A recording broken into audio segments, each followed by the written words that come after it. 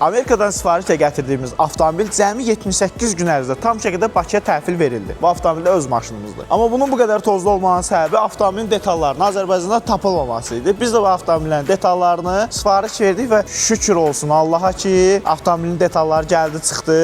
Gəl bir dənə detallarını da çəkək. Avtomobilin kurlosu, kapotu, bu patklinik deyirlər, bir də buferi gəldi, çıxdı. İndi isə bu müddətdən sonra avtomobili kodlamaq lazımdır. Mən qoy açarını tapım, uzaqdan kodlayaq. İçində adam oturmayıb ha, gəl bax, Mustangımızdır.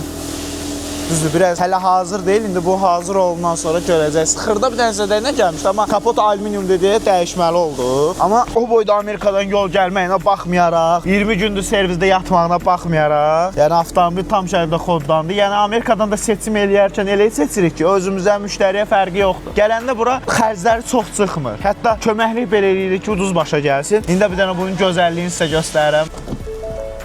Özdə havanın istənilən vaxtı, yəni bu gözəl olacaq da, bu gözəl olacaq. Maşını çox sevirəm, çox gözəldir. Bir dənə, yəni bu nədir də? Bu Mercedes-də BMW-də birbaşa özü bağlanır, pultla üstü açılır bağlanır. Bunda bu mütləqdir. Onu da nəzərə çatdırmaq istəyirəm ki, bu avtomobili cəmi gömrük taxı 29 min AZN gəldi. Avtomobil 2020-ci ildir və orta bazar qiyməti isə 40-45 min AZN-dir. Sizə belə avtomobil istəyirsinizsə, bizim əlaqə saxlamağınız kifayətdir.